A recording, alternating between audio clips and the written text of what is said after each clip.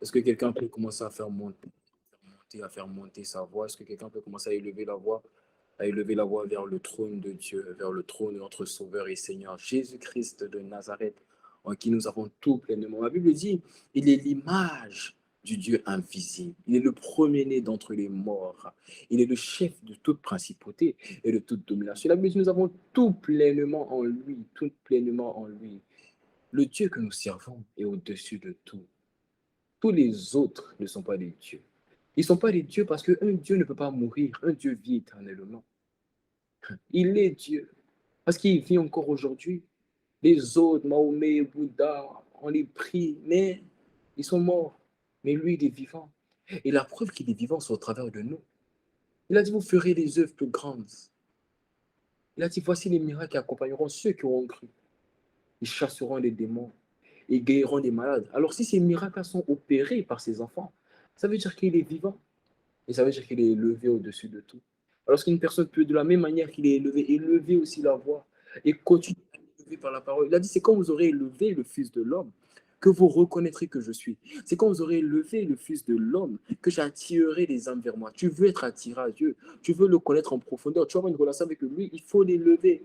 Et on l'élève dans l'adoration, on l'élève dans la contemplation, on l'élève dans notre manière à reconnaître qu'il est vraiment Dieu, au-dessus de tout. Alors qu'une personne peut élever la voix et commencer à l'élever, dis-lui, tu es élevé au-dessus de tout. Garabaho, Shudre de Kahadaha, Brade Sadi, Dadia, Kaga, Mondo Sundere Boshu, Radabaha de Hededosha, Narababo Sundiria, Redeba Hatarabaho Sundireba, Dieu, tu es élevé. Nous reconnaissons que tu es élevé au-dessus de tout. Et Seigneur, si c'était un homme qui t'avait élevé, alors ton élévation était vaine. Si c'était un président qui t'a élevé, alors ton élévation est déséquilibrée. Si c'est un ministre qui t'a élevé, alors ça veut dire que ton élévation est temporelle. Mais celui qui t'a élevé, il est éternel. Voilà pourquoi ton élévation est éternelle. Parce que ma Bible dit que Dieu t'a fait asseoir à sa droite. Ma Bible dit que Dieu t'a donné le nom au-dessus de tout nom. Afin qu'à la mention de ton nom, ce n'est pas un homme qui t'a donné ça. Ce n'est pas un président qui t'a donné un tel accès. Ce n'est pas un ministre, ce n'est pas un roi. C'est le Dieu au-dessus de tout. Celui qui a dit qu'au début, au commencement, celui qui a dit que la lumière soit et la lumière a été. Celui qui a créé, qui a fait toutes choses en 6 jours et qui s'est reposé le 7e jour pour montrer un exemple la sanctification et la consécration.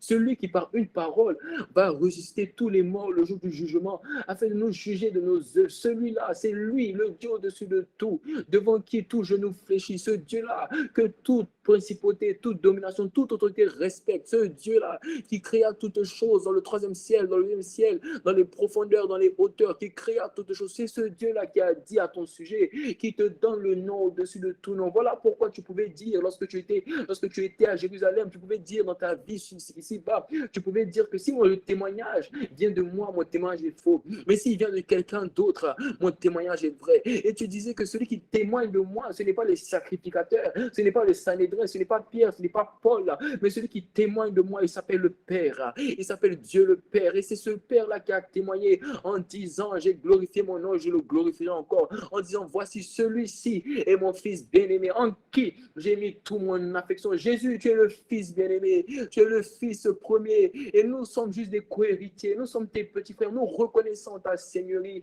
nous reconnaissons que tu es au-dessus de tout, nous n'avons pas honte de nous prosterner devant notre grand frère. C'est seulement dans les familles humaines, c'est seulement dans les familles africaines, dans les familles européennes, dans les familles de ce monde, que se prosterner, que se mettre à genoux, que se soumettre devant les grands frères, c'est mal vu, c'est mal perçu. Parce qu'on se dit, mais c'est aussi un être humain, comment je vais me prosterner devant lui? Mais toi, nous reconnaissons ta divinité, même si tu as fait de nous des divinités par ton sang, même si tu as fait de nous des personnes bénéficiant de la rédemption, nous reconnaissons que tu es au-dessus de tout. Tu es le Fils de l'homme, mais tu es aussi le Fils de Dieu. Tu es l'agneau de Dieu, mais tu es aussi le lion de la tribu de Juda. Tu es l'alpha et tu es aussi l'oméga. Voilà pourquoi nous nous prosternons devant celui qui n'a point péché. Nous nous prosternons devant celui qui est venu sur la terre par amour pour nous, afin de nous transmettre sa justice, réservée non par la loi, mais par la foi. Oh Dieu véritable et Dieu merveilleux, nous bénissons ton nom. Tu es élevé ce soir. Tu es élevé comme étant le Dieu au-dessus de tout. Lorsque je contemple ta Seigneurie, lorsque je regarde qui tu es, je reconnais qu'il n'y a personne ni rien qui est semblable, qui est comparable, qui peut se mettre au niveau de qui tu es. Tu es au-dessus de tout. Ma vie te glorifie. Mon âme t'adore. Et tout en moi désire te connaître en profondeur parce que je n'arrive pas à comprendre de manière humaine comment on peut aimer les hommes. Mais j'aspire, je désire par le Saint-Esprit à comprendre comment on aime. Et toi, tu aimes les hommes. Tu as dit, il n'y a pas de plus grand sacrifice que de donner sa vie pour ses amis. Il n'y a pas de plus grand amour que de donner sa vie pour ses amis. Et tu as donné ta vie pour nous. Tu es allé à la croix. Ça, c'était la dimension de l'auteur de ton amour. L'amour souverain de Dieu. Personne ne t'a forcé. Tu n'as pas été assassiné, c'est faux. Les hommes pensaient qu'ils étaient assassinés. Tu l'as dit non.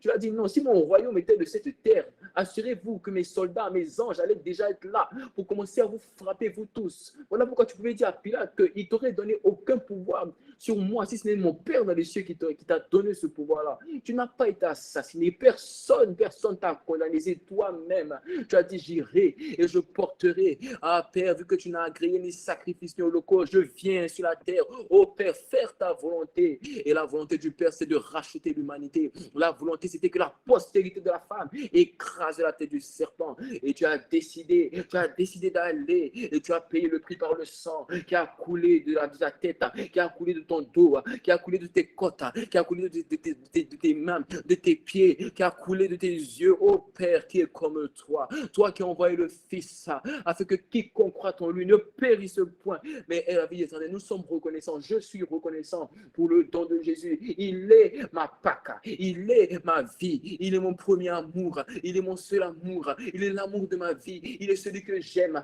Je ne veux personne d'autre, je ne veux rien de moi, je veux lui, je veux le connaître, je veux l'aimer, il est tout pour moi, je ne cherche que lui, je ne veux que lui, il est ma satisfaction, il est mon plaisir, il est mon bâtisseur, il est mon époux, il est mon architecte, il est tout pour moi, il est ma vérité, il est mon refuge, il est mon coach, il est mon enseignant, il est mon protecteur, il est celui qui a commencé en moi une belle œuvre et qui la rendra parfaite, il est tout pour moi, il est l'écrivain de mon histoire, il est celui qui bâtit ma vie, il est le potier, je suis l'argile, il est le bâtisseur, je suis le bâtiment, il est l'époux, je suis l'épouse, il est le père, je suis le fils, le grand frère, je suis le petit frère, il est le guide, je suis celui qui le suit, oh oui, il est le bon berger, je suis la brebis, je reconnais qu'il est tout pour moi, je n'ai pas honte de m'assimiler à un animal, parce que lui n'a pas honte de s'assimiler à l'agneau afin de me sauver, alors je m'assimilerai à la brebis, je m'assimilerai à tous les animaux qui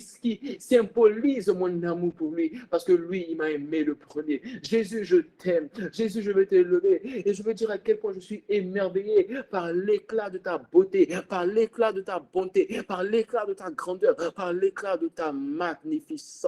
Jésus, merci pour ta présence. Merci parce que tu prends la place dans les cœurs, dans les vies. Merci parce que tu es là en ce lieu. Oh, brada babo soudeleba, shigeyadarabahosa. Mandarabahe, kedeleda shadarabaha.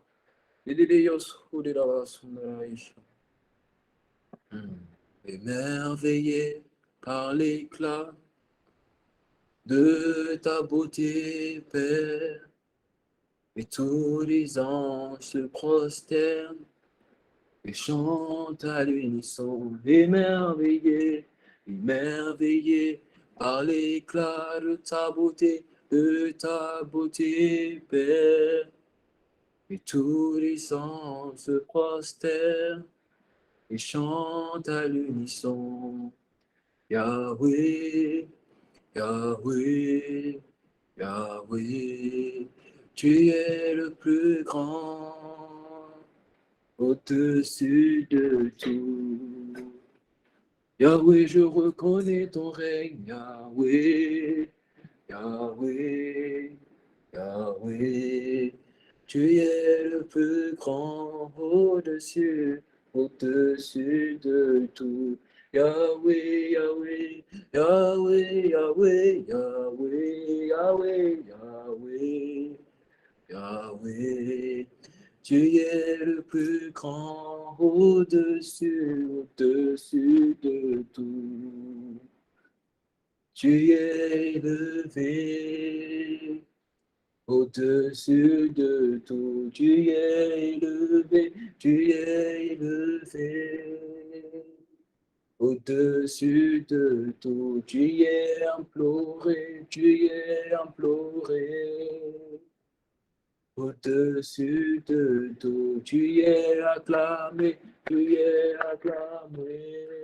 Au-dessus, au-dessus de tout, tu es glorifié, tu es glorifié. Au-dessus de tout.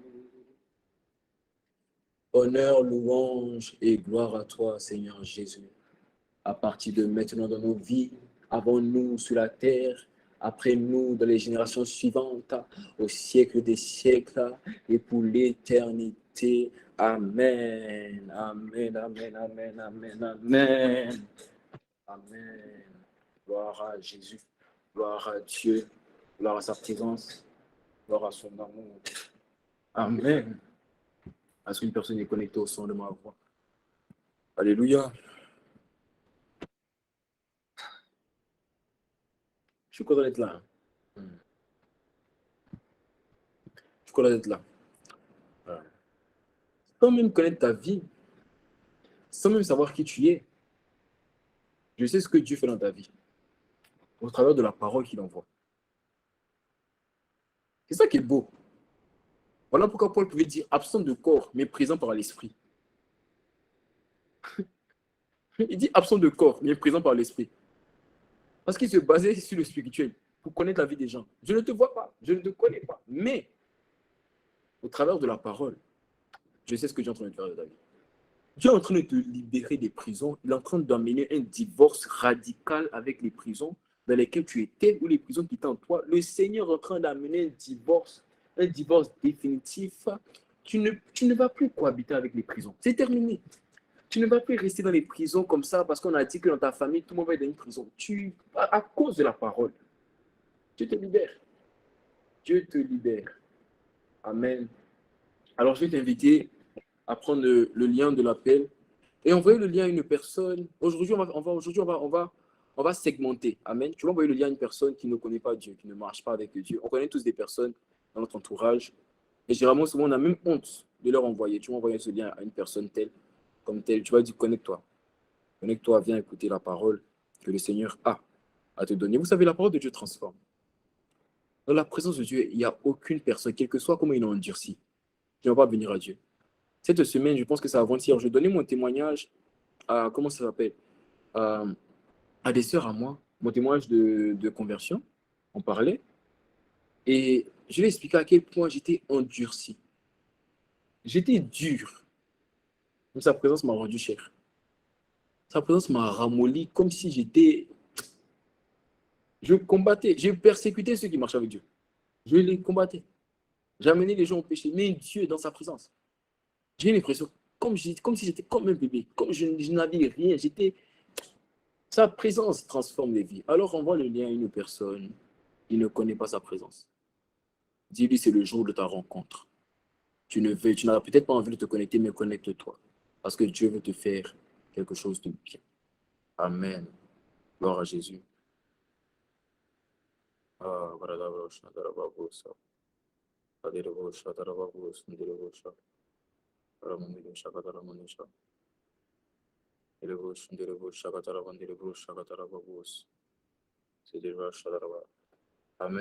Gloire à Jésus. Gloire à Jésus. Amen. C'est bon, quelqu'un a envoyé le lien pour passer au message.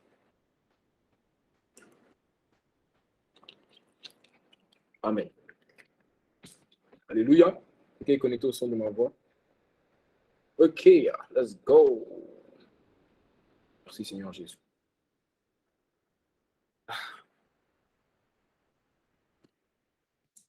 Nous sommes à la 5e semaine. Nous sommes à la 5e semaine de notre série. Nous sommes à la 6e semaine, mais vu qu'on a eu un message spécial, un message concernant la semaine pascale de la rédemption, c'est pas, je ne le compte pas dans la série, même s'il fait partie de la série. Dieu avait prévu ça. Il l'avait prévu dans la série.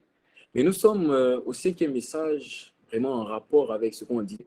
Et puis nous sommes au 5e message. le cinquième message de la série, de cette série ô combien puissante, ô combien importante. Quand je dis puissance, c'est pas de manière orgueilleuse. Hein. Moi, je dis puissance sur la base de ce que la série est en train de faire dans ma vie. Si pour toi, la série n'est pas puissante, ça, c'est un problème. Moi, en ce qui me concerne, quand je regarde ce que Dieu fait dans ma vie au travers de cette série, je peux dire, par témoignage, pas par orgueil, par témoignage, que cette série est ô combien puissante. Elle transforme ma vie. Elle transforme ta vie davantage dans le nom de Jésus. Elle transforme ta vie davantage. Amen. Elle transforme ta vie davantage. Nous sommes à la 5e semaine. Et ça fait maintenant 3 semaines, ou je dirais même 4 semaines, que Dieu a commencé par parole à nous expliquer, en fait, si vous avez remarqué, Dieu est en train de nous expliquer les raisons pour lesquelles tu dois te focaliser sur la bonne cible et pas les mauvaises cibles. Qui a remarqué? Qui a remarqué que le Seigneur est en train de nous conduire sur le chemin des raisons, où il est en train de nous donner, il est en train de bâtir en nous ce pourquoi nous devons nous focaliser, ce pourquoi nous devons nous concentrer sur la bonne cible et pas les mauvaises cibles. On a dit, c'est quoi la bonne cible? On a dit, c'est quoi les mauvaises cibles? Pourquoi bonne cible? Pourquoi mauvaise cible? Parce qu'il y a des choses que nous devons cibler avec la bouche qui est l'arme que Dieu nous a donnée. Et ces choses que nous devons cibler sont présentes entièrement dans les prisons, dans les situations qui bloquent dans nos vies. Je répète et je le redirai parce qu'il faut que ça rentre dans ta tête. Il faut que ça rentre dans ta tête. Même si ton cours de mathématiques rentre dans ta tête, ça va rentrer dans ta tête. Parce qu'il faut que ta vie soit transformée. Il faut que ta vie soit transformée. À quoi ça sert d'avoir des bonnes notes en maths? Parce que le cours est rentré dans ta tête, mais ta vie n'est pas transformée, c'est le même combat. Ça ne sert à rien. Cette parole va transformer ta vie et ne t'inquiète pas que tu auras des très bonnes notes en maths aussi. Alléluia. Alléluia. Alors, je pensais qu'une personne qui avait 0 sur 20 en maths allait me dire Amen. Ah, bon, c'est pas grave, c'est pas grave, c'est pas grave. C'est pas grave, c'est pas grave, c'est pas grave. Amen. La parole que Dieu envoie annonce ce qu'il est en train de faire. Et l'Esprit est en train de nous parler des prisons. Il faut que tu comprennes. Et c'est vraiment important. Hein. Il faut que tu comprennes. Et je veux vraiment que ça rentre. C'est le premier point. Si tu ne comprends pas ça, tu passes à côté de tout le message.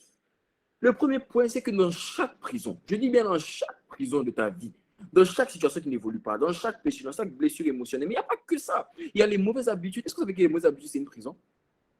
Vous savez que la médiocrité, c'est une prison? Vous savez que comment ça s'appelle? La paresse, c'est une prison? La procrastination, c'est une prison? Qui le sait?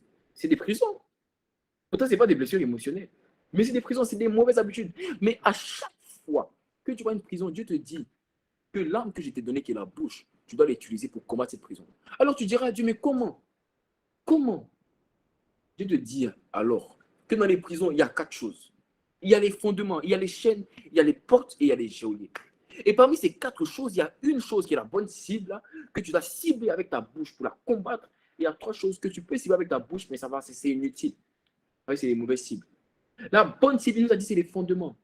Les fondements d'une prison spirituelle, les fondements d'une prison de péché, de blessures émotionnelles, de mauvaises habitudes, on a dit, c'est quoi? C'est la parole, une parole qui a été relâchée dans le spirituel, qui a parlé contre toi et qui te garde dans la paresse, dans l'impudicité, dans la colère, dans la tristesse. Il y a une parole derrière. Il faut que tu comprennes qu'à chaque prison, il y a une parole derrière. La Bible dit tout a été fait avec la parole et rien de ce qui a été fait n'a été fait sans la parole.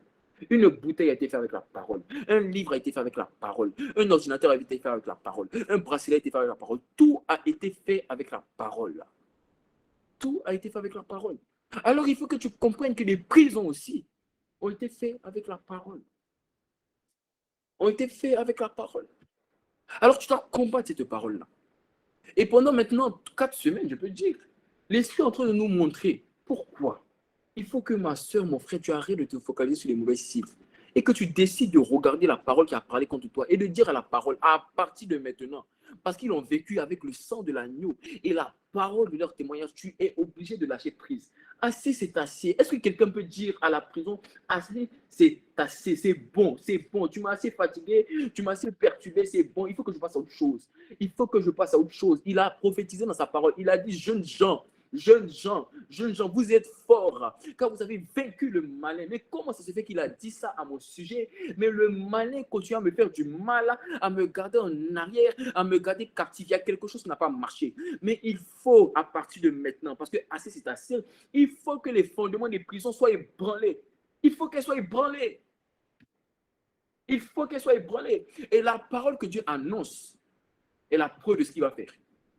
Donc, quand il est en train de m'envoyer une parole pour que tu te poses la question, et pourquoi je suis encore dedans? Ça veut dire que c'est le temps. Ah, quelqu'un dit avec moi, c'est le temps, c'est le temps, c'est le temps. Dis avec moi, c'est le temps, c'est le temps, c'est le moment, c'est le moment.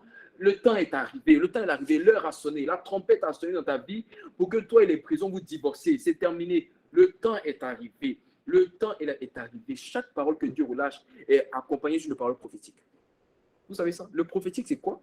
Le prophétique, en fait, c'est que chaque parole, quelqu'un qui opère dans le prophétique, c'est que chaque parole qu'il reçoit est accompagnée du prophétique. Beaucoup de personnes enseignent, mais rares sont ceux qui opèrent. Beaucoup de personnes enseignent, mais c'est pas tout le monde. Beaucoup de personnes adorent, mais n'adorent pas forcément. Beaucoup de personnes enseignent, mais n'enseignent pas de manière prophétique. Tu peux enseigner, mais ceux qui opèrent dans le prophétique, c'est que, quelle que soit la parole qu'ils ont reçue, il y a une parole qui accompagne. J'ai reçu comme parole, parce que moi j'opère dans le prophétique, j'ai reçu comme parole que c'est l'heure, c'est le temps où toi et les prisons vous divorcez. C'est le temps où toi et les prisons vous divorcez. C'est terminé. C'est terminé. C'est le temps. C'est le temps. Voici la parole prophétique que Dieu a relâchée qui accompagne toute cette série. Quels que soient les mois et les semaines que vous allez rester dans cette série, rappelle-toi que Dieu a dit c'est le temps où toi et les prisons vous divorcez. Il a dit mois de rafraîchissement. Il a dit tu verras des personnes qui vont prendre la décision ferme de marcher avec moi. Des personnes qui diront à partir de maintenant, je laisse tout tomber et je viens à toi. Fais de moi ce que tu veux. Conduis-moi où tu veux et j'irai. Conduis-moi et je suis prêt. Conduis-moi et j'irai. Tu m'appelles, je te répondrai. Conduis-moi et j'irai. Ce chant est la manifestation de la dimension dans laquelle tu rentres. Ah. Bon, dis-moi amen, dis-moi amen, on continue, dis-moi amen, on continue, dis-moi amen. Amen. Aïe, aïe, aïe. Ah, Seigneur, ta grâce. Je n'ai même pas commencé mon message. Hey. C'est ça qui est beau avec Dieu. Dieu, souvent, tu peux avoir un message. C'est lui-même qui a écrit le message. C'est lui qui a donné le message. Mais tu viens à partir du moment où tu t'assois. C'est comme s'il te fait aller dans le chemin. Tu dis, mais hey, papa, hey, c'est ce que tu as dit. Mais ne t'inquiète pas, le message sera téléchargé par sa grâce et en sa grâce. Amen. Le but des mauvaises cibles, c'est-à-dire les chaînes, c'est-à-dire les portes et les geôliers, c'est de te garder dans la prison. Dans la prison. Autrement dit, de te garder dans la cellule. Une chaîne, c'est pour t'empêcher d'avoir une liberté de mouvement dans la cellule, on est d'accord. Si on te met une chaîne dans la cellule, c'est pour que tu bouges moins dans la cellule. Parce qu'on est d'accord. Si on te met une porte devant la prison, c'est pour que tu restes dans la cellule. Si on te met des geôliers, c'est pour s'assurer que tu ne quittes pas la cellule. Est-ce que vous êtes d'accord avec moi? Donc, les mauvaises cibles ont pour but de te garder dans la prison. Les mauvaises cibles ont pour but d'empêcher à ce que tu sortes de la cellule. À ce que tu sors de la cellule, il faut que tu restes dans ta cellule qui t'a été attribuée. On a dit que toi, ta cellule a été attribuée, c'est la cellule de l'impudicité, la cellule de l'orgueil, la cellule du mensonge, la cellule de la méchanceté, la cellule du manque de douceur, de la colère, de la tristesse, de l'amertume. Cette cellule-là, tu ne vas pas sortir, non, non, non. Elle sera explosée, détruite par la puissance du nom de Jésus. Elle sera explosée. Elle sera explosée. Ce que je ne t'explique pas afin que tu te dises, mais pourquoi je suis dans la prison? Je t'explique juste pour que tu comprennes la manière, la stratégie que le diable met en place pour nous garder en arrière. C'est tout. Sinon, ça ne te concerne pas. Ah non, toi, tu n'es pas dans la prison. Toi, ma Bible dit qu'il nous a transportés du royaume des ténèbres dans le royaume du Fils de son amour, en qui il y a quoi? Il y a rédemption. Rédemption, c'est-à-dire délivrance et pardon des péchés. Dieu t'a déjà transporté. Je suis en train de t'expliquer le système de pensée. Sinon, Dieu t'a déjà transporté. Il t'a déjà transporté par sa grâce. Amen. Amen. Quelqu'un me dit Amen. Les mauvaises cibles, c'est de te garder dans la prison. Les mauvaises cibles, c'est de te garder dans la prison. Ok. Lorsque nous gardons les yeux fixés sur les mauvaises cibles, je vais te dire la vérité, parce que je me suis rendu compte que le Seigneur est en train de nous conduire encore dans les raisons. Il est en train encore de nous donner plus de raisons. Il est en train d'intensifier, il est en train d'ajouter en fait ce pourquoi nous devons nous défocaliser des mauvaises cibles. La semaine dernière, on en a parlé, il y a 2 semaines, on en a parlé, il y a 3 semaines, on en a parlé. Mais malgré ça, Dieu rajoute encore. Ça veut dire que Dieu a vu dans le cœur de quelqu'un que quelqu'un est encore concentré sur les mauvaises cibles. Quand Dieu voit quelqu'un te concentrer sur une mauvaise cible, il te donne encore une raison. Il faut qu'il ajoute, il faut que tu comprennes, il faut que ça rentre. Il faut que ça rentre. Dieu envoie cette parole. Cette parole, en réalité, je vais te dire la vérité, c'est aussi une raison. Elle n'est pas différente parce qu'elle va arriver à la même conclusion. Focalise-toi des mauvaises cibles, focalise-toi sur les bonnes cibles. C'est la conclusion qui est là. Mais tu vas te rendre compte au travers de la raison que Dieu a donnée que toi, suis-moi seulement. Dis, je te suis, je te suis, je te suis. Tu vas comprendre. Mais je me suis rendu compte que Dieu n'a pas fini, en fait, de continuer à rajouter. Vous savez, quand on veut bâtir un grand bâtiment, on ne le fait pas à la légère. On ne bâtit pas un bâtiment fait en forme de briques, comme on bâtirait un bâtiment fait en forme de sable. On ne fait pas un bac à sable comme on ne fait pas un bac à sable. On ne fait pas un bâtiment en sable comme on ferait un bâtiment en carte. Non. Quand tu fais un bâtiment en carte, tu le fais avec plus de quoi? De diligence, avec plus de calme. Tu rajoutes. Tu regardes. Est-ce que c'est bien mis? Est-ce que ça va tenir? Mais quand tu fais un truc en sable, tu mets dans un seau, tu compactes, tu tombes, tu fais. Amen. Tu le fais à la va-vite. Et en fait, quand je regarde la manière dont Dieu est en train de rajouter, en train de nous expliquer, intensifier, je me rends compte à quel point, je me rends compte à quel point Dieu est vraiment en train de faire un travail dans ta vie. Dieu est vraiment en train de faire un travail dans ta vie. Ne saisis pas la parole qui est envoyée. Si tu es sage, et si tu prends du recul pour regarder les paroles que Dieu a relâchées depuis le début de la série, tu verras que Dieu est en train de juste rajouter. Il rajoute, il rajoute, il rajoute, il peaufine. Comme un divin architecte, il peaufine. Il regarde, il dit non, ça j'aime pas trop. Dieu est dans les détails. Voilà comment ta destinée sera magnifique dans les détails, dans la spécificité. Parce que Dieu te travaille dans les détails. Quand le travail d'une personne annonce le résultat. Quand on regarde le travail que tu fournis pour quelque chose, on sait comment ça va terminer. Quand Dieu travaille dans ta vie et il travaille avec des détails comme ça, on sait que ça veut dire que toi, ta vie, ça sera fait sur des détails, sur mesure. Tu ne seras pas une vie prête à porter. Tu seras une vie sur mesure. Ta vie ne sera pas prête à porter. On ne va pas voir ta vie comme ça dans tous les magasins du coin de rue. Ta vie, elle sera sur mesure. Quand on voit ta vie, on sait que, hey, on demandera, mais où est-ce que tu as vu ça? On dit, moi, je ne sais pas. Hein. C'est moi seul, j'ai ça. C'est toi, c'est comme ça. Je peux avoir le numéro de ton couturier et tu diras, oui, je donne le numéro de mon couturier. Mon couturier s'appelle Jésus-Christ de Nazareth. Et ce qu'il a fait dans ma vie, il est capable de le faire dans ta vie aussi. La manière, la manière il a pu se ta vie sur mesure, il est capable de le faire aussi dans ta vie. Amen. Que cela soit ton partage. Que cela soit ton partage. Que cela soit ton partage. Donc le Seigneur est en train de rajouter. Il est en train de rajouter. Il n'a pas fini de rajouter. Vous savez, c'est même perturbant. Je vais vous dire la vérité, c'est même perturbant. En réalité, c'est perturbant parce que quand je vais dans sa présence, vous savez, Dieu me donne des messages peut-être. Quand je reçois un message, je le reçois pour 2 semaines. OK? Donc je reçois le message d'aujourd'hui, je reçois le message de la semaine prochaine. Quand je vais prier pendant la semaine, là, le message change. Donc je me dis, hey, papa, God.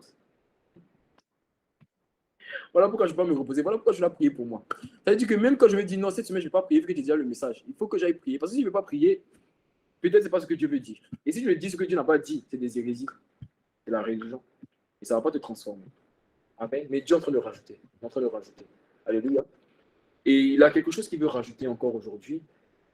Alors, il m'a donné une vérité. Il m'a donné, je vais dire, une nuance, plutôt une nuance. Il m'a dit quelque chose. Il m'a dit, en fait, je vous ai dit la semaine dernière que te focaliser sur les mauvaises cibles va te poser des problèmes en ce qui concerne ta liberté. Et c'est vrai. Mais regardez, il m'a donné une nuance. Regardez. Il m'a expliqué en fait que lorsque tu te focalises sur les mauvaises cibles, il peut arriver que tu rencontres une certaine liberté. Amen. Lorsque tu te focalises, c'est-à-dire lorsque tu combats les mauvaises cibles, lorsque tu décides que les chaînes qui te gardent en arrière, tu vas décider de les enlever de ta vie. Lorsque tu décides que les geôliers qui te gardaient en arrière, tu vas décider de les enlever de ta vie. Lorsque tu décides que les limites, tu vas décider de les franchir, tu vas remarquer une nette amélioration. Amen. Est-ce que quelqu'un me comprend? Je veux que je te donne un exemple. Regarde. Tu vois, à chaque fois que tu t'es mis dans la logique que je vais commencer à enlever des choses qui me font tomber dans le péché, je vais commencer à m'éloigner des personnes qui me font tomber dans le péché, n'est-ce pas que tu as remarqué une certaine amélioration? Tu as remarqué une certaine amélioration. Tu as remarqué comme une liberté. Tu as remarqué comme si le combat d'hier s'était amélioré. Tu ne tombes plus comme avant. Tu ne sombres plus comme avant. Les blessures émotionnelles ne refont plus surface comme avant. Est-ce que quelqu'un me comprend? Vous avez remarqué que lorsque tu combats les mauvaises cibles, tu as une certaine liberté qui vient avec. Lorsque tu décides que, quand tu décides que les personnes qui me poussaient au péché, je décide de m'en éloigner, tu remarques que tu arrives plus ou moins à te préserver loin du péché. Tu remarques que lorsque tu as envie de t'éloigner des choses, des photos, des musiques qui te font tomber dans le péché, des chaînes, c'est-à-dire, et que tu décides de les supprimer, tu as remarqué que tu arrives à vivre quand même plus ou moins sans les blessures émotionnelles. Qui a déjà remarqué ça? Qui a déjà remarqué ça? Tu as déjà remarqué ça? Amen. Lorsque tu gardes les yeux fixés sur les mauvaises cibles, ça c'est ce que j'ai reçu. Hein. Lorsque tu gardes les yeux fixés sur une mauvaise cible, tu vas remarquer qu'il y a une nette amélioration. Il y a vraiment quelque chose qui a. Tu as l'impression vraiment que tu es libre. Parce que lorsque tu te délocalises en fait de la bonne cible et que tu te focalises sur les mauvaises cibles et que tu les combats, tu vas te rendre compte qu'en réalité, mais ça va, tu t'améliores. Tu ne tombes plus comme avant. Le péché, ça va. Les blessures émotionnelles, ça va. Tu vis un peu de joie quand même. Est-ce que quelqu'un me comprend? Tu vis comme une certaine liberté. Est-ce que quelqu'un me comprend? Tu vis comme une certaine liberté. Tu as l'impression que ça va. Je ne suis plus trop dans le péché. Ça va. Ma vie, ça va. Je ne fais plus les choses d'avant. Ça va. Gloire à Dieu. Gloire à Dieu. C'est une bonne chose. Mais attention. Attention. Dis avec moi attention. C'est pourquoi attention? Parce que tu vois, ces certaines libertés-là, tu vois cette liberté que tu vis là, cette liberté, cette nette amélioration, tu sais quoi? Le diable se sert de ça, pour la plupart d'entre nous, pour nous faire penser qu'on est totalement libre. C'est là que mon message commence. Cette certaine amélioration-là, cette liberté particulière-là, le diable s'en sert pour te faire croire que tu es vraiment libre. Est-ce que je parle à quelqu'un? Le diable s'en sert pour te faire croire que tu es totalement libre.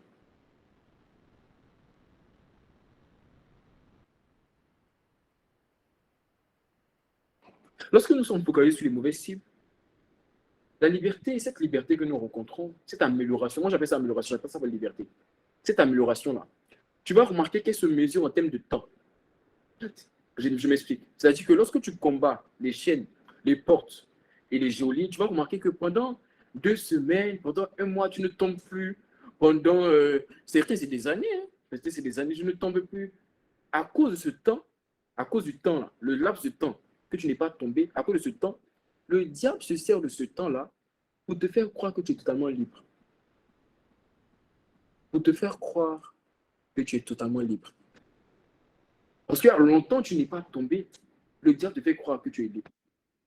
Or, si il y a longtemps tu n'es pas tombé, c'est tout simplement parce que tu as combattu, c'est tout simplement parce que tu t'es focalisé sur les mauvaises cibles. C'est pour ça qu'il y a longtemps que tu n'es pas tombé. Mais le diable te fait croire, parce qu'il y a longtemps que tu n'es pas tombé dans le péché, parce qu'il y a longtemps que les blessures émotionnelles n'ont pas refait surface, il te fait croire que tu es totalement libre. Il te fait croire que tu as été totalement affranchi. Le diable se sert de ça. Il se sert du temps là, ce que tu tombes. Le temps là, que tu as vécu dans la liberté des enfants de Dieu, ce temps là, il se sert de ça et il te fait croire que tu es totalement libre. Alors pourquoi ce message?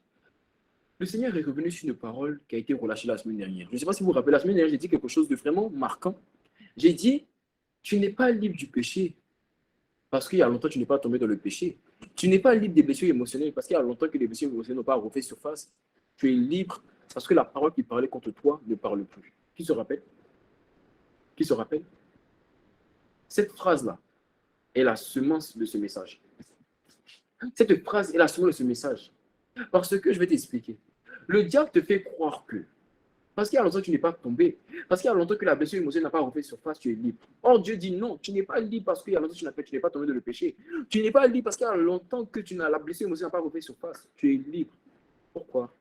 Parce que la parole qui parlait contre toi ne parle plus. Est-ce que je parle à quelqu'un? Le diable se sert de ça. Je vais t'expliquer. Toi, suis-moi seulement. Je sais que pour l'instant, tu ne comprends pas trop. Suis-moi, tu vas comprendre pourquoi je te parle comme ça. Suis-moi. Suis-moi. Le diable se sert du temps que tu passes en dehors du péché, que tu passes en dehors des blessures émotionnelles pour te faire croire que tu es libre. Oh, tu n'es pas réellement libre. Parce que ce qui détermine ta liberté, ce n'est pas le temps passé sans tomber. Ce n'est pas le temps passé sans pleurer. Ce n'est pas le temps passé sans rentrer en colère. C'est le temps où la parole qui parlait contre toi ne parle plus. C'est ça qui détermine ta liberté. Ce n'est pas le temps. C'est est-ce que la parole qui parlait contre toi, elle ne parle plus? Si elle parle encore, tu es encore en prison. Si elle ne parle plus, tu es libre. Mais le diable te fait croire à cause du temps. Je parle comme ça à quelqu'un parce qu'il y a une personne qui a longtemps n'est pas tombée dans le péché. Il y a une personne qui a longtemps n'a pas de rapport avec le péché. Une personne, même depuis qu'on a commencé les raisons pour lesquelles on a suffisé sur les principes, tu ne t'identifies pas. Tu ne comprends pas, tu te dis, mais ça ne me concerne pas. Parce que tu ne vois pas une situation réelle où tu es gardé dans une prison. Mais je vais t'expliquer. Et tu vas comprendre. Parce que ce message concerne nous tous. Arrêtez de venir dans la présence de Dieu en pensant que le message concerne certaines personnes et pas moi. Quand Dieu envoie une parole, c'est parce qu'il a vu ceux qui allaient se connecter. Et il sait que ceux qui allaient se connecter, voici les soucis qu'ils ont. Et il y a beaucoup d'entre nous, parmi nous ici, qui pensons que parce que ça fait longtemps qu'on n'est pas tombé, on est libre. Mais le diable se sert de ça. Il te fait croire que tu es libre parce qu'il y a longtemps que tu n'es pas tombé. Le diable se sert de ça pour te rendre dupe. Voilà pourquoi le titre de mon message, c'est ne sois pas dupe. Reste fixé sur la bonne cible. Ne sois pas dupe. Reste fixé sur la bonne cible. Ne sois pas dupe, ça veut encore dire, ne te laisse pas blaguer par le diable. Ne te laisse pas berner par le diable. Reste fixé sur la bonne cible. Ne sois pas dupe. Reste fixé sur la bonne cible. Ne sois pas dupe. Reste fixé sur la bonne cible. La délivrance qui vient de Jésus, elle n'est pas seulement mesurée dans le temps. Quand Jésus te libère, ce n'est pas simplement pour que tu ne tombes pas pendant un certain nombre de temps. Quand Jésus te libère, c'est pour que la parole qui parlait contre toi ne parle plus.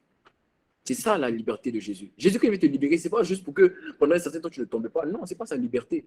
Si c'est ça sa liberté, c'est que sa liberté est incomplète. Lui, quand il te libère, c'est pour que la parole qui parlait contre toi ne parle plus. Et dis-moi Amen. Dis-moi Amen. La Bible dit dans Jean 8 au verset 36, il dit quoi? Il dit, si donc le Fils vous affranchit, vous serez réellement libre. Si le Fils vous affranchit, autrement dit, si Jésus, si moi, Jésus, c'est Jésus qui parlait dans le passage, il dit, si je vous affranchis, vous serez réellement libre. Si moi je vous libère, vous serez libre. Et Jésus, quand il vient te libérer, il ne fait pas seulement te libérer sur le domaine du temps. Il ne fait pas seulement te libérer en enlevant les mauvaises cibles. Lui, il détruit la prison. Quels sont les fondements, les chaînes, les portes. Il détruit tout. Il casse tout. C'est ça, Jésus. Voilà pourquoi sa liberté, elle est totale. Voilà pourquoi il dit que si moi je vous libère, vous serez réellement libre. Parce que moi, ma liberté, là, quand je viens, ce n'est pas seulement pour vous faire croire que vous êtes libre parce qu'il y a longtemps que vous n'êtes pas tombé, parce que vous êtes séparés des chaînes, parce que vous n'êtes plus en rapport avec les geôliers. Non, moi, quand je viens là, j'enlève tout. Et c'est ça la véritable liberté. La liberté, ce n'est pas en fonction du temps, le temps que tu as passé sans tomber. La liberté, c'est quand Jésus t'a franchi. Et comment lui t'a franchi? Il t'a franchi en réduisant au silence la parole qui avait parlé contre toi. Voilà comment je t'annonce qu'à partir de maintenant, Jésus réduit au silence la parole qui avait parlé contre toi et qui t'avait gardé dans les prisons. Il est réduit au silence. Ça a trop duré. Assez, c'est assez. Ça a trop duré. Il faut que tu expérimentes la véritable liberté. Pas la liberté en fonction du temps. Non, il y a longtemps, je ne suis pas tombé. Tu n'es pas libre. Tu es libre quand la parole ne parle plus contre toi. Et à partir de maintenant, la parole ne parle plus contre toi. C'est fini.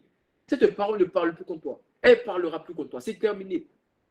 Arrête de penser que tu es libre à cause du domaine de temps. Non, tu es libre. Parce que la parole ne parle plus contre toi.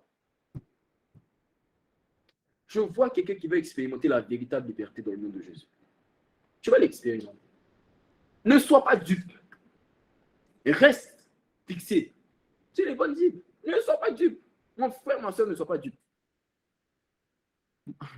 Ne sois pas dupe. Ne te laisse pas blaguer. Ne sois pas dupe. Reste fixé sur les bonnes cibles. Ce n'est pas parce que tu as gardé les yeux sur la mauvaise cible, que tu as vu une certaine amélioration, que tu es libre. Ce n'est pas ça. Toi, reste fixé.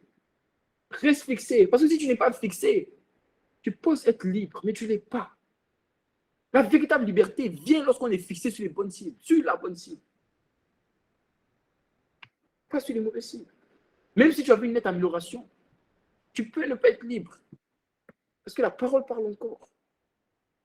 Jésus, quand il te libère, il enlève tout. Il enlève la parole. Il combat la parole.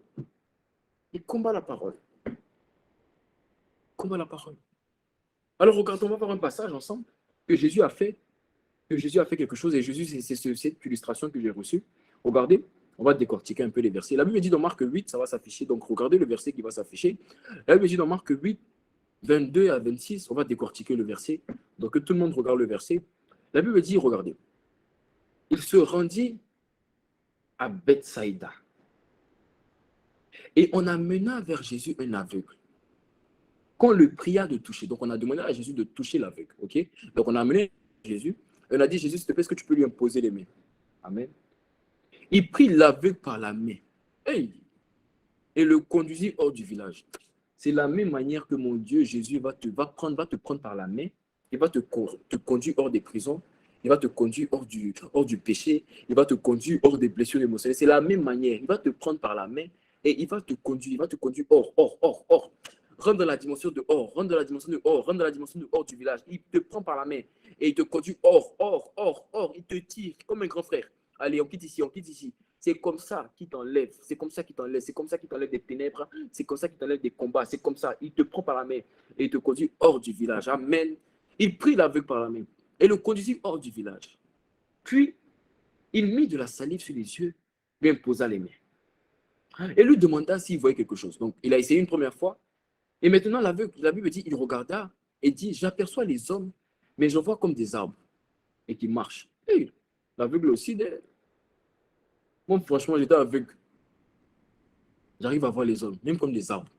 Moi, je m'en vais comme ça, je prends, je m'en vais. Toi, tu veux voir fort. Allez, aveugle, toi aussi. Ah, faut jamais te limiter avec Dieu. Dis-moi amen, on continue. Jésus, lui, mit de nouveau les mains sur les yeux. Et quand l'aveugle regarda fixement, il fut guéri et vit tout distinctement. Alors, Jésus le renvoya dans sa maison en disant, n'entre pas dans le village. N'entre pas dans le village. N'entre pas dans le village. Regardez. Pourquoi, d'après vous, Jésus a voulu le guérir hors du village? Est-ce que vous pensez que Jésus n'était pas assez puissant pour le guérir dans le village? Si. Jésus était puissant pour le guérir dans le village. Mais pourquoi Jésus décide comme ça que viens, je te prends par la main et on sort du village, je vais te guérir en dehors du village? Pourquoi pas dans le village? C'est parce que Jésus avait la révélation des prisons. Et vous savez quelle révélation Jésus avait? Jésus avait la révélation que le problème de l'aveugle, ce n'était pas qu'il était aveugle. Non, ce n'était pas ça son problème. Ce n'était pas la maladie. Vous savez c'est quoi le problème? Il y avait une parole qui parlait contre l'aveugle. Que tant que l'aveugle sera dans ce village, il sera aveugle. C'était ça la parole. Il y avait une parole qui parlait contre l'aveugle. Le problème de Jésus, le problème de l'aveugle, ce n'était pas qu'il soit aveugle. Jésus a guéri des aveugles. Mais pourquoi lui, là, son cas d'aveugle, là, Jésus lui dit, viens, on sort. Pourquoi? Parce que le problème de l'aveugle, ce n'était pas la maladie en soi. Non. Ça, c'était juste la chaîne, ou la limite, ce que tu veux. Mais le problème, c'était qu'il y avait une parole qui avait dit, tant que lui, là, il sera dans le village, lui, là, tant qu'il sera dans le village, il va être aveugle. Il va être aveugle. Donc, Jésus a eu la révélation que, il y a une parole qui parle contre lui. Et cette parole-là est localisée dans ce village-là. Alors, regardez ce que Jésus a fait. Jésus l'a pris, il l'a fait sortir du village. Mais pourquoi? Pourquoi Jésus n'a pas déclaré? Jésus était puissant, non?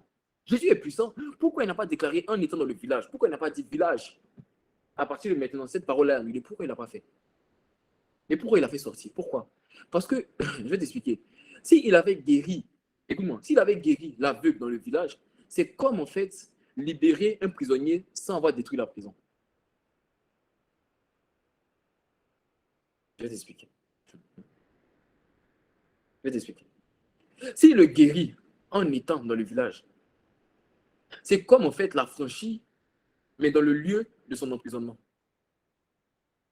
C'est-à-dire, c'est faire sortir en fait tout simplement un prisonnier pour la promenade. Il va jouer, il va se muscler, basket, football, il va sur le terrain de la prison, mais il est en prison. Mais il pense qu'il est libre. C'est pas parce que tu n'es pas dans la cellule que tu n'es pas en prison. Tu peux être dans la prison même quand tu n'es pas dans la cellule. Non, Jésus savait que le point, ce n'était pas sa maladie. Il y avait une parole. Alors pourquoi il dit, si je le guéris ici, dans ce village, si je le guéris dans ce village, quelque temps après, parce qu'il est dans le cadre dans lequel la parole parle contre lui, tôt ou tard, la parole va revenir. Si je le guéris ici, il va être guéri parce que je suis puissant. Mais, quelque temps après, la parole va le réclamer. Et il va retomber dans la parole. Et il va redevenir aveugle. Alors Jésus fait quoi? Jésus le prend, le fait sortir du village. Et Jésus le libère totalement. Vous savez comment Jésus l'a libéré totalement? Parce que si on dit que Jésus l'a libéré totalement, alors que Jésus l'a seulement guéri, ça veut dire que Jésus ne l'a pas libéré totalement. Parce que le point, ce n'était pas la maladie, le point, c'était la parole qui avait parlé. Donc, comment ça se fait que Jésus l'a libéré totalement? Comment ça se fait? Pose-toi la question, comment ça se fait? Jésus ne l'a pas seulement guéri. Hein? Non, regardez, il a dit quoi? Il le guérit. Et la Bible dit, alors Jésus le renvoie dans sa maison en disant, n'entre pas dans le village. Quand Jésus a dit, n'entre pas dans le village, Jésus l'avait totalement détruit la prison. Vous savez comment? Jésus a mis un nouveau fondement. N'entre pas dans le village n'était pas une instruction, c'était un fondement. Qui voulait dire, ne repars pas en arrière. Qui voulait dire, ne repars pas dans la prison. Tu as été affranchi. C'est fini. J'ai payé le prix. C'est ce que n'entre pas dans le village voulait dire. N'entre pas dans le village ne veut pas dire, il ne faut pas repartir là-bas. Non, ça veut dire c'est fini. Parce qu'on dit quoi? On dit, Jésus le renvoya dans sa maison. Mais on dit, il n'entre pas dans le village. Mais sa maison était où? Sa maison était dans le village. Parce que c'est dans sa maison, dans le village, qu'il était esclave. Mais il dit, il n'entre pas dans le village. Je suis sûr que mes laveux n'avaient pas compris. Mais Jésus, lui, l'avait compris. Parce que sa maison était dans le village. Mais il a dit, n'entre pas dans le village. Donc, ça veut dire quoi? Pourquoi je vais aller chez moi? Non, va chez toi. Mais de toute façon, même si tu vas chez toi, n'entre pas dans le village, ça veut dire, ne repars pas en arrière. Est-ce que quelqu'un me comprend? Est-ce que quelqu'un me comprend? Quand Jésus guérit, quand il libère, quand il délivre, il le fait pleinement. Est-ce que vous avez vu Jésus ici, là seulement? Jésus n'a pas seulement. Qui a vu que Jésus l'a seulement guéri? Jésus n'a pas seulement guéri. Il a relâché une nouvelle parole. Quand tu es focalisé, sur les mauvaises cibles, quand tu vois une nette amélioration, alors que la parole parle encore contre toi, Dieu m'a dit, tu sais, tu ressembles à quoi? Il m'a dit, tu sais, tu es semblable à quoi? Il m'a dit, tu es semblable à l'aveugle, à un guéri, mais dans le village. C'est ce qu'il m'a dit. Il m'a dit, tu es guéri, mais dans le village. Tôt ou tard, la parole va parler contre toi. Voilà comment il y a beaucoup de personnes qui sont guéries, mais dans le village. Ils sont libres, mais dans le village. Mais moi, ça fait 2 mois que je ne suis pas tombé. Tu es dans le village. La blessure émotionnelle s'est terminée. Tu es dans le village. Et je vais te montrer comment tu es dans le village. Il m'a dit, il y a beaucoup de guéris qui sont dans le village. Il m'a dit, il y a beaucoup de prisonniers qui ne sont pas dans la cellule, mais la parole de la prison parle encore contre eux. Ils ne sont pas dans la cellule, mais la prison existe encore. Tu es dans le village. Tu es dans le village. Et le diable te fait croire, parce que tu es guéri et que tu es dans le village, comme tu es guéri, tu es dans le village, tu te dis non, si je suis capable d'être guéri, malgré que la parole parle comme moi, ça veut dire que je suis libre. Il n'est pas libre. Il attend. Au temps opportun, il va t'utiliser. La semaine dernière, j'ai utilisé l'exemple de Judas. C'est Judas, ça. Judas, à aucun moment, Judas a été rejeté depuis son enfance. À aucun moment, la Bible nous parle du rejet de Judas. Le jour où le diable a eu besoin de quelqu'un pour dénoncer Jésus, il a utilisé celui qui était rejeté. Parce que celui qui est rejeté peut rejeter. Celui qui a été trahi peut trahir. Parce qu'on ne peut que donner ce qu'on a. Judas a été guéri, mais il était dans le village. Judas n'avait pas vu la manifestation du rejet qui était en lui pendant des années. Au point, il a marché avec Jésus pendant 3 ans. Mais le jour où le diable a eu besoin, il a fait monter le volume de la parole. Il parlait contre Judas. Et Judas est emporté. Ne sois pas dupe, garde les yeux fixés. Reste fixé sur la bonne cible. Ça veut dire, prends conscience que tu peux être guéri, mais être encore dans le cadre de ta maladie. Tu peux être délivré, mais être encore dans le périmètre du péché. Tu peux être affranchi, mais être encore dans le domaine de la blessure émotionnelle. Voilà comment le diable te rend dupe. Il te fait croire que oui, tu es guéri, mais tu es encore dans le village. Et je vais te montrer comment il te fait croire ça. Ne t'inquiète pas, tu vas savoir. Tu vas comprendre. Est-ce que ce message fait du bien à quelqu'un? Est-ce que ce message fait du bien à quelqu'un? Le diable te rend dupe en te donnant l'impression que tu es libre. Mais vous savez faire quoi? Il fait quoi? Et en fait, ce qu'il fait, il permet juste à te garder à proximité de la parole. Parce que si Jésus avait guéri l'aveugle dans le village, l'aveugle allait juste être à proximité de la parole. Le jour où la parole avait besoin de quelqu'un, il allait l'utiliser. Il te fait croire que tu es libre, afin que tu ne t'éloignes pas de la parole. Il veut te garder à proximité de la parole. Mais il a échoué lamentablement. À cause de cette parole, tu sors. Tu vas t'éloigner, tu vas t'éloigner, tu vas t'éloigner. Il a échoué lamentablement. Il te rend dupe, il te berne, il te blague, il te blague. Alors, j'ai reçu quelque chose et je sais que ça va te faire du bien, parce que ça m'a fait du bien aussi. Écoute bien. Quand tu as vu une nette amélioration, quand tu as combattu les mauvaises cibles, quand tu as vu une certaine liberté parce que tu as combattu les mauvaises cibles, mais que la parole parle encore contre toi, que les fondements sont encore là, même si tu es sorti de la cellule. Vous savez, j'ai reçu une parole. J'ai reçu que tu n'es pas libre. Tu es juste évadé. Tu t'es évadé. Tu n'es pas libre. Tu es un évadé, une évadée spirituelle. Tu n'es pas libre. Tu es un évadé et une évadée spirituelle. C'est ce que j'ai reçu. Quand tu combats les mauvaises cibles et tu vois une nette amélioration, alors que la parole parle encore contre toi, tu n'es pas libre. Tu es une évadée, un évadé spirituel. Vous savez c'est quoi un évadé spirituel? Un évadé spirituel, c'est une personne qui ne tombe plus, qui ne ressent plus de douleur face aux blessures émotionnelles. C'est une personne qui est sortie des mauvaises habitudes, mais la parole du péché, des blessures émotionnelles et des mauvaises habitudes parle encore contre cette parole, contre cette personne-là. Cette telle personne, elle n'est pas libre. Elle s'est juste évadée. Elle s'est juste évadée. Et tu veux que je te montre la preuve que beaucoup d'entre nous, nous sommes évadés, nous ne sommes pas libres? Tu veux que je te montre la preuve? Tu veux que je te explique pourquoi Dieu a envoyé sa parole en disant ne soyez pas dupes? Tu veux que je te montre la preuve? Tu veux que je te montre la preuve? Je vais t'expliquer la preuve. Tu sais quoi la caractéristique d'un évadé? L'évadé, c'est un fugitif. C'est quoi la caractéristique d'un évadé? C'est qu'un évadé, il vit dans la peur. Il vit dans la peur et la crainte d'être rattrapé par la prison. La preuve que tu n'es pas libre mais que tu es évadé spirituel, c'est que lorsque tu penses à la prison du péché, tu as peur de retomber dedans. Quand tu penses à la blessure émotionnelle, tu as peur de repartir dans la blessure émotionnelle. Dieu dit, tu n'es pas évadé, tu n'es pas libre, tu es évadé.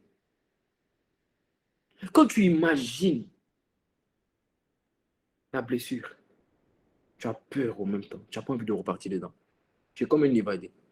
Il y a beaucoup de filles ici. Quand vous pensez à croiser votre ex, il est en route quelque part là-bas. Aïe!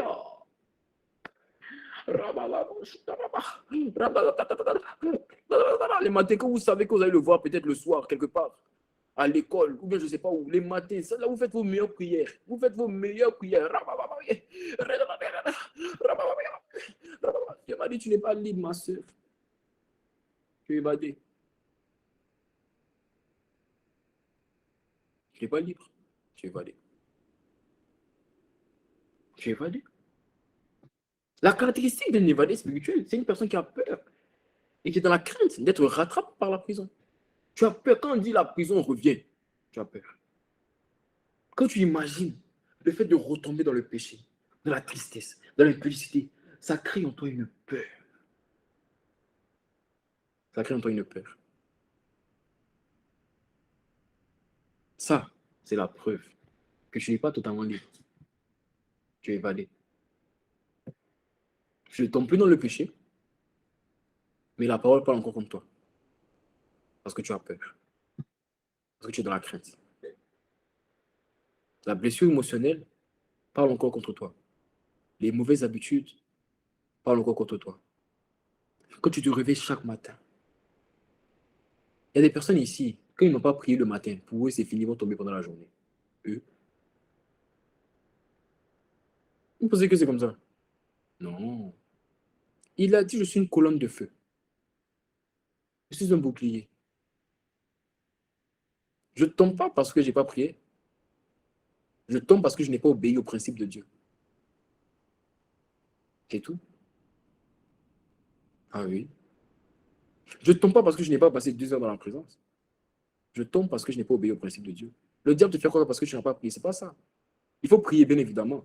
Mais ce que je vais t'expliquer, c'est que la révélation de qui tu es en Christ, c'est ça qui te permet de ne pas tomber pendant la journée. Le plus fort habite en moi. Ce n'est plus moi qui vis, c'est Christ qui vit en moi. Quel péché? Quel combat? La peur que tu ressens face au péché, même quand tu ne tombes pas. La peur que tu ressens face aux blessures émotionnelles, même quand elles ne sont pas là, c'est la preuve qu'en soi, tu n'es pas libre. Tu es juste un évadé, une évadée spirituelle. que la dimension de évadé spirituel soit totalement abolie, anéantie dans ta vie et que tu rentres dans la dimension de la liberté des enfants de Dieu. C'est fini être évadé, c'est terminé. Tu rentres dans la dimension de la liberté des enfants de Dieu. Regarde, ça c'était mon témoignage personnel. C'était mon témoignage personnel. Vous savez, j'avais une peur. J'avais une peur. Je partage avec mon témoignage. Ce n'était pas prévu, je partage avec mon témoignage. J'avais une peur. J'étais tellement tombé dans l'impudicité que j'avais une peur, c'est que pour moi, hein, dans mon système de pensée, c'était que je ne tombais plus. Hein. Oui, je ne tombais plus. Mais pour moi, à chaque fois que si je suis dans une chambre avec une fille, c'est que obligé, je vais tomber. C'était ça. Je ne tombais plus. Hein. Ça faisait des semaines, des mois que je ne tombais plus. Mais pour moi, il y avait une voix en moi qui me disait que si je suis dans une chambre avec une fille, je vais tomber. C'est obligé, je vais tomber. Alors que non, je ne suis pas obligé de tomber. Non, c'est moi qui ne va pas venir dans ma chambre, ça c'est sûr. Mais c'est pas tout qu'on peut être prévenant. Non, il y a des choses qui te surprennent. Alors, croire en fait que si elle vient, obligatoirement, tu vas tomber. Et le jour où tu seras surpris, tu vas tomber. Est-ce que quelqu'un me comprend? Et c'est comme ça, en fait, que j'avais peur. J'étais pas libre. J'étais un évadé. Parce que même si je ne tombais pas, la parole parlait contre moi. J'avais une certaine liberté, une certaine amélioration, mais la parole parlait encore contre moi. Mais cette parole-là ne parle plus. Dans ta vie aussi, elle ne parle plus. Dans ta vie aussi, elle ne parle plus. Elle ne parle plus. Beaucoup d'entre nous ne sommes pas libres. Nous sommes des évadés spirituels. Et vous savez ce qui est dangereux en ce qui concerne les évadés spirituels? C'est que c'est comme un évadé. Hein. Si on t'attrape, ta peine sera doublée, ta peine sera triplée, ta peine sera ce que tu veux, mais ta peine sera rallongée. Le jour où Judas, le rejet a refait surface, la fois où le rejet a refait surface, qu'est-ce qui s'est passé? Judas s'est pendu. Le jour où la prison revient, elle est capable de faire quelque chose de grave. Voilà pourquoi ne sois pas dupe. Ne te fie pas au fait qu'il y a longtemps que tu n'es pas tombé. Non. Examine ton cœur. Et regarde en toi-même. Est-ce que la parole qui parle contre toi parle encore? Si elle ne parle plus, tu es libre. Si elle parle encore, tu n'es pas libre. Alors même si ça fait longtemps que tu n'es pas tombé, ça fait longtemps que tu n'as pas pleuré, et la parole parle encore, tu n'es pas libre. Tu es juste un évadé ou une évadée spirituelle. Ne sois pas dupe. Reste fixé sur la bonne cible.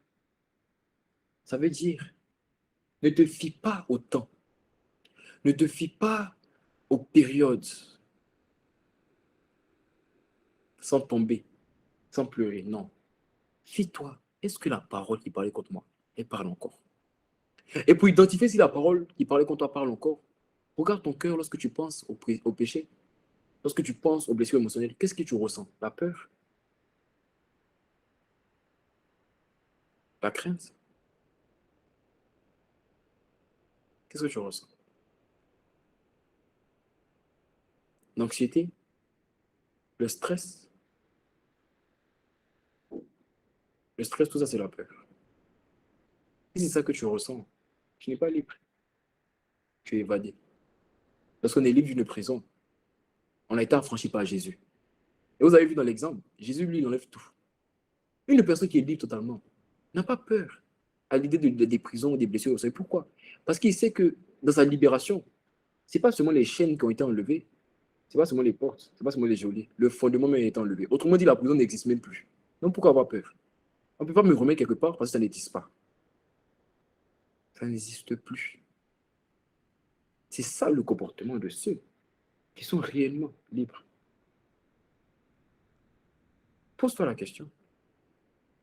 Tu es libre ou bien tu es évadé? Si tu es évadé, c'est le temps. de te défocaliser des mauvaises cibles et de dire que vraiment, ah, ça c'est la goutte d'eau, c'est le message de plus que je ne vais pas négliger et que je vais chérir dans mon cœur afin de me focaliser sur les bonnes cibles. Si tu es évadé, défocalise-toi immédiatement, urgemment, des mauvaises cibles et fixe-toi sur la bonne cible. Dans le nom de Jésus. Amen. Quelqu'un peut acclamer le Seigneur Jésus. Est-ce que quelqu'un peut acclamer le Seigneur Jésus? Alléluia. Tarabavos, Ndirabra, Shakatarabaha, Sarabahis. Arabavos, Shandarabavos, Sandarabah. Nous élevons nos mains vers toi. Nous élevons nos mains vers toi. Nous élevons nos mains. Nous élevons nos mains. Nous élevons nos mains vers toi. Car tu es Dieu, Dieu, Dieu, Dieu, Dieu. Tu es Dieu, yes.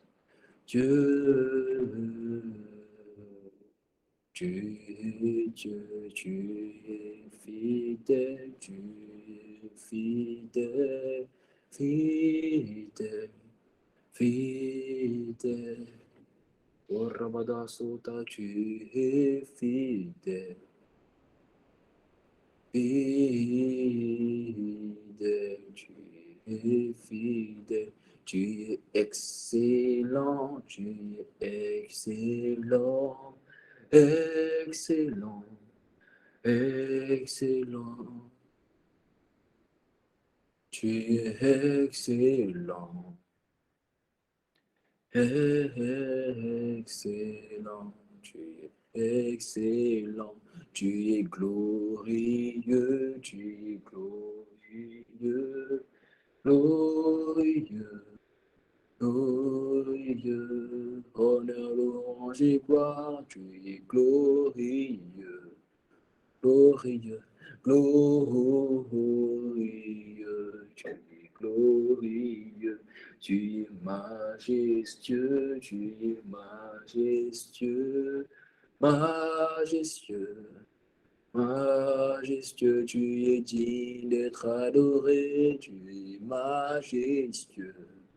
Yes, majestueux, tu es majestueux, tu es merveilleux, tu es merveilleux, merveilleux, merveilleux, tu fais toute ta merveille, tu es merveilleux. Merveilleux, tu es merveilleux, tu es glorieux, tu es glorieux, honneur, glorieux, louange, glorieux, honneur, louange et gloire, tu es glorieux, digne de gloire, glorieux. Tu es glorieux, tu es glorieux, tu es glorieux, glorieux, glorieux. Oh, tu es glorieux, glorieux, tu es glorieux. Tu vas répéter après moi cette prière, répète après moi. Seigneur Jésus, Seigneur Jésus, j'ai entendu ta voix, j'ai entendu ta parole. Pardonne-moi ma folie. J'ai laissé pendant longtemps le diable m'aveugler. Et merci. Parce que par ta parole et par le Saint-Esprit, De la même manière que tu as ouvert les yeux de cet aveugle en dehors du village de Bethsaïda, c'est de la même manière aussi que tu ouvres mes yeux. À partir de maintenant. De moi-même, je ne peux pas. Mais à partir de maintenant, par ta capacité, que je ne sois plus fixé, que je ne sois plus concentré sur des mauvaises cibles, mais qu'en toutes circonstances et en toute prison, donne-moi d'être focalisé sur la bonne cible. Et que ton sang et que la parole de ton témoignage parle en ma faveur. Qu'en toute parole, qu'en toute parole, qu'en toute parole qui parlait contre moi, dans le nom de Jésus. Amen. Si quelqu'un peut acclamer le Seigneur Jésus. Amen. Nous rendons gloire à Dieu. Nous bénissons le Seigneur Jésus. Gloire à Jésus. Gloire à Christ.